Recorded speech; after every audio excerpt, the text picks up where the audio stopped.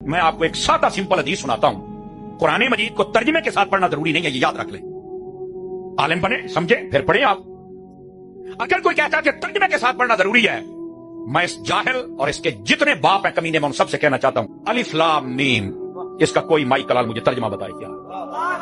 यासीन इसका कोई तर्जमा मुझे बताए?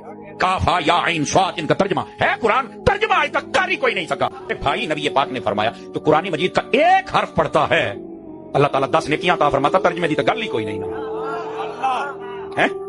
और कुरान मजीद बुरहान रशीद किसी जगह पे नबी पाक ने ये नहीं फरमाया कि कुरान मजीद जब पढ़ो तर्जमे के साथ पढ़ोगे तो तब सवाब मिलेगा, वरना नहीं।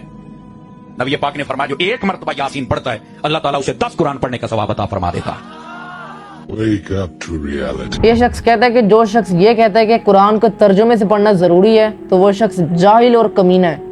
अंदाजा करो। अच्छा, जब तर्जुमे सिर्फ आलिम के लिए हैं, आम लोगों के लिए नहीं है, तो फिर आपके बड़ों ने ये तर्जुमे क्यों किए? ये जो भी मेरे पास तर्जुमा है, ये आला हज़रत का मेरे पास तर्जुमा पड़ा हुआ है, तो फिर आपके बड़ों ने ये तर्जुमे क्यों किए? बिल्कुल ये हम जैसे लोगों के समझने के लिए किया ना, ताकि हम जैसे लोग समझ कर इसको पढ़ सकें और ये पता लगा सकें कि हमारे खुदा ने हमारे लिए क्या फरमाए, हमारे लिए क्या अहकामात उतारे हैं। अच्छा, फिर ये कहते हैं कि अलिफ लाम मीम का कोई तर्जमा बताए, यासीन का कोई तर्जमा बताए, तो कहते हैं कि इन अल्फाजों का तर्जमा नहीं हुआ तो आपको फिर पूरे कुरान को तर्जुमे से पढ़ने की कोई ज़रूरत नहीं है। तो इसका जवाब सिंपल सा है मेरे भाई, इस तरह के अल्फाज जो होते हैं इन अल्फाजों को अल्फाज मुक़त्तआत कहा जाता है, जो अल्लाह ताला ने कई सूरतों के आगाज़ में इस्तेमाल किए हैं, जैसे कि अलिफ लाम मीम, आमीम, यासीन। तो जिस ज़माने में जिस दौर में कुरान नाजिल हुआ तब के टाइम में अपने बयान में इस तरह के अल्फाज मुक़त्तआत का यूज़ करना, इस्तेमाल करना मारूफ था, बड़ा आम था, और तब के टाइम में ये कोई नई बात नहीं थी। और यही वजह है कि कुरान के खिलाफ नबी सल्लल्लाहु अलैहि वसल्लम के मुखालिफिन ने ये एतराज़ नहीं उठाया कि ये क्या बेमायनी अल्फाज बयान कर रहे हो, इनके मायने क्या है ये हमें बताओ। और यही वजह है कि सहाबाए किराम रज़ियल्लाहु अन्हुम से भी हमें कोई ऐसी रिवायत नहीं मिलती कि उन्होंने नबी सल्लल्लाहु अलैहि वसल्लम से इनके मायने पूछे हों। और इन हरूफ मुक़त्तआत का मुकम्मल इल्म तो बेशक अल्लाह ताला के पास है, मगर ये हरूफ मुक़त्तआत बाकी कुरान के 99% हिस्से को समझने के लिए रुकावट नहीं बनते। और मेरे भाई कुरान का मकसद क्या है? मकसद ये है कि हम इस कुरान को पढ़ें, इसको समझें और फिर अल्लाह के हुक्मों को मानें। मगर जब एक शख्स कुरान को समझेगा ही नहीं, गौर व फिक्र ही नहीं करेगा और ये समझने की कोशिश ही नहीं करेगा कि उसके खुदा ने उसके लिए क्या पैगाम भेजा है, तो सर उसने फिर कुरान का मकसद अदा नहीं किया जिस मकसद के लिए ये कुरान आया है। और अल्लाह कुरान में क्या फरमाता है? हरूफ मुक़त्तआत अलिफ लाम मीम के बाद अल्लाह ताला फरमाता है ज़ालिकल किताबु ला रैब फीह हुदल लिल मुत्तकीन। ये बुलंद रुतबा किताब कुरान, इसमें कोई शक की जगह नहीं, इसमें हिदायत है डर वालों को। और हिदायत पाने के लिए जरूरी है कि इस किताब अल्लाह की किताब को पढ़ा जाए, वरना हर रमज़ान अलमारियों से कुरान निकाले जाते हैं और उन पर से गिलाफ उतारे जाते हैं। और ये हर कोई गोल सेट करके बैठता है कि हमने रमज़ान मुकम्मल होने से पहले पहले कुरान को मुकम्मल करना है, और अक्सर ये तर्जुमे के बगैर पढ़कर मुकम्मल करती है कुरान को, इल्ला माशाल्लाह कि जो कोई तर्जुमे के साथ पढ़कर मुकम्मल करे रमज़ान में, उसकी तो फिर क्या ही बात। और जब आप इनसे पूछ लो कि आपने माशाल्लाह से पूरा कुरान मुकम्मल किया इस रमज़ान में, तो आपने ये पता लगाया कि आपका रब किन चीज़ों से नाराज़ होता है, किन चीज़ों से खुश होता है, वो क्या आपसे चाह रहा है, तो ये बड़े आराम से कह दें कि हमने तो बस अरबी में मुकम्मल करने की है, हमने समझ कर नहीं पढ़ा। अच्छा, फिर ये मौलवी कहते हैं कि कुरान का एक एक हरफ पढ़ने से 10-10 नेकियां मिलती हैं, तो तुम ऐसा करो बस ये अरबी में पढ़ लिया करो और तर्जुमा पढ़ने की तुम्हें कोई जरूरत नहीं। इस मौलवी के अल्फाज हैं। बिल्कुल तिरमिज़ी में ये हदीस भी आती है कि नबी सल्लल्लाहु अलैहि वसल्लम ने फरमाया कि कुरान का एक एक हरफ पढ़ने से 10-10 नेकियां मिलती हैं, मगर नबी सल्लल्लाहु अलैहि वसल्लम ने ये कहाँ फरमाया कि तुम कुरान को समझ के ना पढ़ो। और ये मौलवी लोगों को ये वाली हदीस बताकर तर्जुमे से दूर कर रहा है। तो सुनो, जो शख्स कुरान का एक एक हर्फ पढ़ेगा तो उसको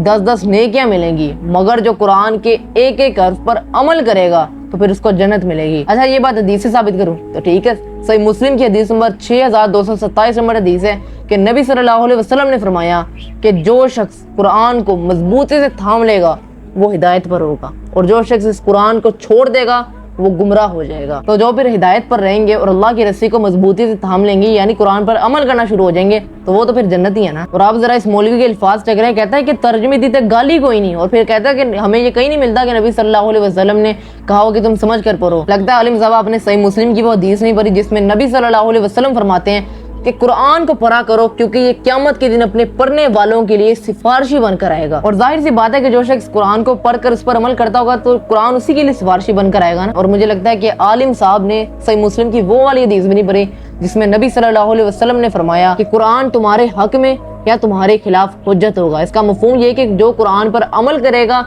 जो इसके मुताबिक जिंदगी गुजारेगा, तो ये कुरान उसके लिए निजात का जरिया बनेगा, और जो शख्स कुरान पर अमल नहीं करेगा تو یہ قرآن اس کے خلاف دلیل بنے گا۔ اور ایک اور حدیث سنو جہاں پر نبی صلی اللہ علیہ وسلم کہہ رہے ہیں کہ قرآن کو سمجھ کر پڑھو۔ نبی صلی اللہ علیہ وسلم نے فرمایا، سنن ابی داؤد کی حدیث ہے کہ نبی صلی اللہ علیہ وسلم نے فرمایا کہ جو شخص قرآن کو پڑھے گا اور اس پر عمل کرے گا، اور ظاہر سی بات ہے کہ قرآن کو پڑھ کر ہی اس پر عمل کیا جا سکتا ہے، قرآن کو بنا سمجھے کون عمل کر سکتا ہے، تو اس کے والدین کو ایسا تاج پہنایا جائے گا روز قیامت جس کی چمک سورج کی اس چمک سے زیادہ ہوگی جو تمہارے گھروں میں پڑتی ہے۔ اور نبی صلی اللہ علیہ وسلم نے فرمایا کہ اس کے والدین کا یہ درجہ ہوگا، تو سوچو ذرا کہ اس شخص کا خود کیا درجہ ہوگا جس نے قرآن پر عمل کیا ہوگا۔ اس حدیث کے الفاظ ہی بتا رہے ہیں کہ نبی صلی اللہ علیہ وسلم اپنی امت کو یہ حکم دے رہے ہیں کہ قرآن کو پڑھو، سمجھو اور اس پر عمل کرو۔ عالم صاحب آپ نے وہاں بیٹھے لوگوں کو یہ باتیں تو بتائی نہیں کہ نبی صلی اللہ علیہ وسلم حکم دے کر گئے کہ تم قرآن کو پڑھو، اس پر عمل کرو، اس کے مطابق زندگی گزارو، بلکہ آپ نے جھوٹ ہی بولا کہ نبی صلی اللہ علیہ وسلم کی یہ بات ثابت ہی نہیں ہے کہ تم قرآن کو سمجھ کے پڑھو۔ اور الحمدللہ میں نے صحیح احادیث سے یہ ثابت کیا کہ نبی صلی اللہ علیہ وسلم یہ فرما کر گئے ہیں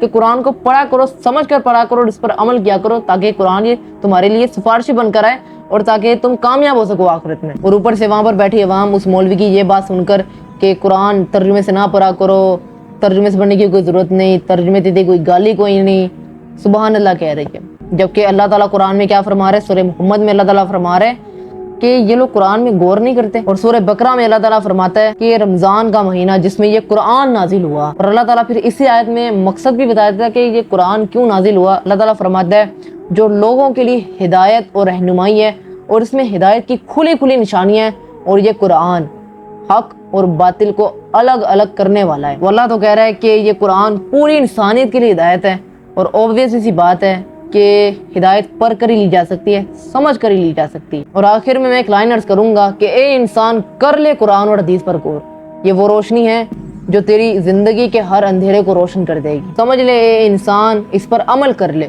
کیونکہ یہ تیری ہی اصل کامیابی ہے اے انسان۔